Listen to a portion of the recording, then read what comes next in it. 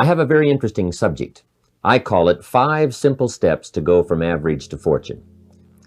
Let me give you this simple little talk. How to go from average to fortune. There's 5 simple steps. You might like to make a note of them. Here's the first one. Get serious. That's number 1. I don't know any substitute for that. You've really got to get serious. You don't have to be grim, but you must be serious. I know a guy that's got a half a dozen jokes keeping him from becoming wealthy. He's not known as rich. He's known as a joker, which I guess is okay if that's the kind of life you want to live. But it really isn't the best way to live. To go from average to fortune, you must get serious. And you must get serious about 2 very important things. Number 1 is setting your goals and where you want to go. Designing the next 5, the next 10 years is so vitally important. What do you want to do economically? Where do you want to go? What do you want to be? What would you like to have? What would you like to share? How much would you like to earn? How far would you like to go? Those are some major questions to ask. And for that all to work out like you want it to for the next 5 or 10 years, in my personal opinion, you've got to get serious. Then you have to get serious about another important subject. And that important subject is called personal development. Personal development is striving hard to become the kind of person that you want to be. And to become the kind of person you want to be, you've got to work at it. 10 years from now, you will surely become someone. The big question is, who? What are you becoming? And if you go to work on it now, sure enough, in a very short period of time, you can take on a new direction to become the kind of person you want to be. There's a very important question to ask, and the question is, 10 years from now, you will surely arrive. And the question is, where? So to answer the question of where you want to arrive and the kind of person you want to be, you've got to get serious. So that's point number 1. To make your life worthwhile and unique, to go from average to fortune, you've got to get serious. Serious. Life is serious. The future is serious. One ancient novelist said, these are the best of times and these are the worst of times. And for some of those who came across this platform at the extravaganza, $1 million a year incomes, for them, it's the best of times. But I want you to know that while they're getting the diamonds and the millions, there are a lot of people around the world, for them, it is the worst of times. The best of times and the worst of times. That's called serious matter. How come such a difference from those who can reach such incredible heights and those who haven't yet found the answers for their life and their health and their future? We just have to ponder that and let that give us a note of seriousness. It's serious whether you win or lose. It's serious whether you succeed or fail. It's serious whether you've got a good future carved out for yourself or you do not have. These are serious matters. Matters of the heart are serious. Matters of income are serious. Matters of supporting your family, serious. Are you serious? Why? We got a serious matter here to discuss. We haven't come with the latest 10 stories. We've come with a serious matter. And I want you to take on that serious tone. Now, the second point is get smart. To make your life work out worthwhile, you've got to have some ideas. You've got to have the information. So you've got to be smart. In fact, in this decade, you must be much smarter than you were in the last decade. You've got to read the books. You've got to come up with the information. When I have a chance to talk to the high school kids, that's the theme of my talk. Get smart. There's nothing worse than being stupid. And if you will read the books, learn from your experiences, do all the things that you possibly can to get the information, sure enough, you'll be wiser this year than you were last year. And I've got a few techniques that I teach in my seminar on how to get smarter, keeping a journal, going to the lectures, going to the seminars, listening to the sermons, picking up ideas from other people. You just must keep up this steady process of learning. Never cease your quest for knowledge. And that's one of the key points to go from average to fortune. Get smart. This is called the possibility for life change starts with education. Don't be lazy in learning. Don't be lazy in picking up the ideas. Don't be lazy in learning from your own experience. Learning is the beginning of wealth. Learning is the beginning of life change. Some people want to start with motivation, but you don't start with motivation. Somebody says, just motivate this guy, he'll be all right. The answer is no, probably not. If a guy's an idiot, you motivate him, now you got a motivated idiot. So education, get smart. Don't miss the training class. You say, well, I've already been to one of those classes. I've already heard it. I got a good phrase for you to take home. That's no sign you got it.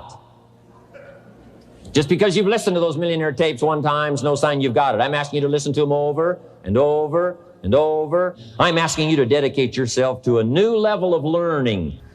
Study, learn, grow, change, develop. Never let it be said you didn't learn, right? If you want to solve your problems, you got to learn. If you want to take advantage of an opportunity, you got to learn. Develop your own personal philosophy here. Philosophy, major determining factor in how your life works out. Each person's philosophy is like the set of the sail.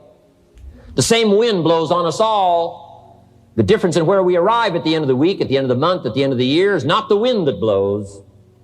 But what's going to make the major difference? Each person's personal philosophy that sets a better sail, sets a better sail. So don't ask for a more favorable wind.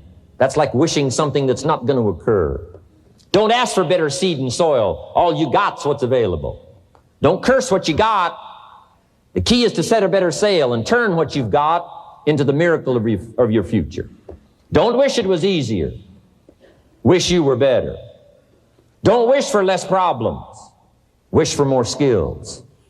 And that's the reason for coming here, spending a couple of days of intense effort, taking notes, rolling up your sleeves, going to work, commit yourself to learning so that you can get smarter for the days ahead.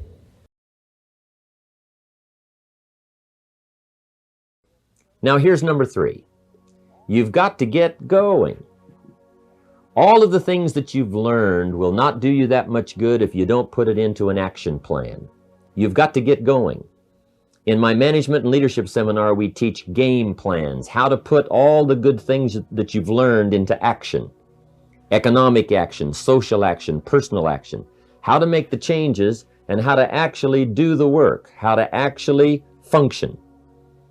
Get going, that's the key. Some people are ever learning, but they don't put it into action.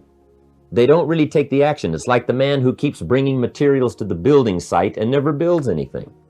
He keeps bringing in the sand and the gravel and the windows and the doors and the roofing material, and he just stacks up all these supplies, but he never builds anything. See, if you do that long enough, fairly soon they'll come and take you away. You've got to do something with what you've learned. You've got to take action. You've got to get going. So that's one of the most important things to learn, how to design your days, how to design your weeks, how to design the months so that you take the proper action to get the proper return that you're looking for, whether it's economic or personal. Get going. It's a major key. You got to get going. You got to take action. The disciplines is the miracle process. And here's how to get the miracle of your future going as far as disciplines are concerned. Number 1, do what you can. You might go home and set a whole new pace for yourself, and we call it cleaning up neglect. Should walk around the block, could walk around the block for your good health. Don't walk around the block. See, you're on the wrong track. Should read, could read, don't read. On the wrong track. Should call, could call, don't call. On the wrong track. Could change, should change, don't change. You're on the wrong track. Letters you haven't written, conversations you haven't had with your family, somebody you should sit down with when you get back home, get that job done. Don't let neglect destroy your days, destroy your life, and destroy your future. Go back and do what you can. And if you'll do what you can, then life will give you some extraordinary things to do. We all pity the man, right? Wants to stride out of his house, go straighten out the corporation, has not yet straightened out his garage.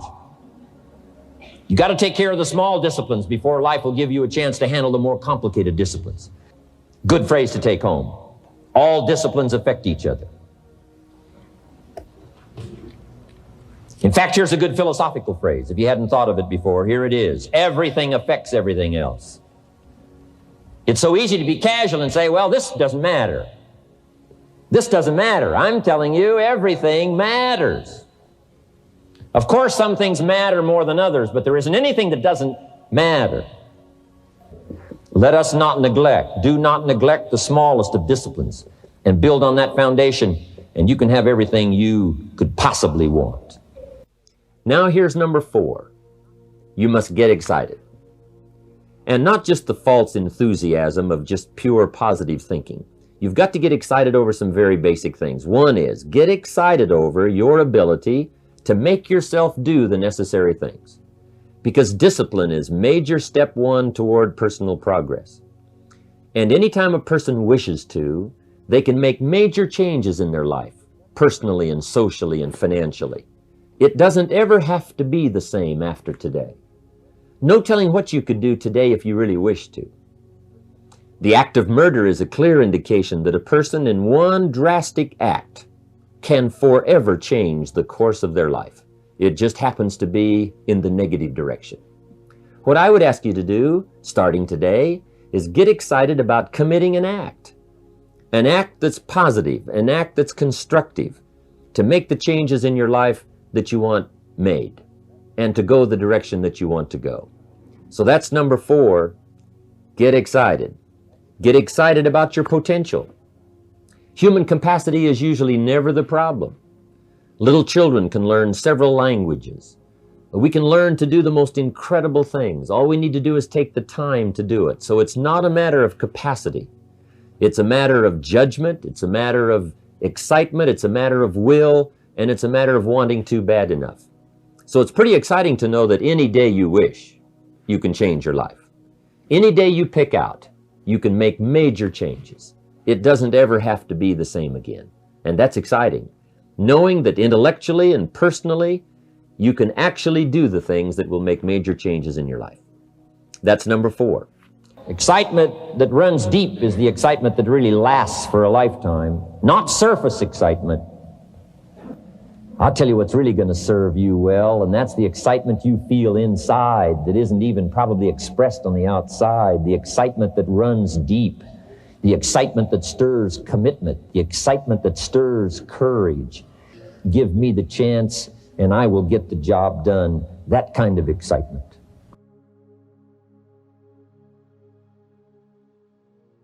Here's number 5. Number 5 is get away. I have found, especially in the last 15, 20 years, that there's an important thing called life balance. You've got to learn to get away. You must learn to get away and be alone. Learn to get away and reflect. Learn to get away and learn how to live as well as how to earn. How sad it would be to learn how to earn well, but not learn how to live well. You must balance your life. We teach something, especially in my staff, I teach something called lifestyle. Lifestyle is how you learn to live your life. Some people have money, but they don't even know how to spend it. They have time, but they don't know how to spend it. Some people are successful, but they don't know how to spend their success. They don't know what to do with it. They don't get joy from it. Rather, they get animosity. A father takes $5, crushes it, and throws it at his son and says, if you need it that bad, take it. Now, it's the same $5. But instead of dispensing it with joy, he dispenses it with animosity. That's the difference in not knowing how to live. It's called lifestyle. Then you've got to take time to cultivate good friends. You've got to take time to be with your family. You've got to take time to be with the people who are important to you, designing your life in those respects. Get away. Take the time. Reflect on your life. Recharge your batteries. Do some growing away from your enterprise. Then when you come back to your enterprise, after you have taken this time to balance your life, you will find that on the job, working on your enterprise, things will really go much better. So those are the 5 simple steps to go from average to fortune. Get serious. Get smart. Get going. Get excited, and get away. I hope those points will be valuable for you as you consider them.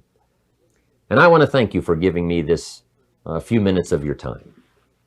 And for you giving me some of your time, I would just like to sincerely share this with you. Do not walk in front of me. I may not follow.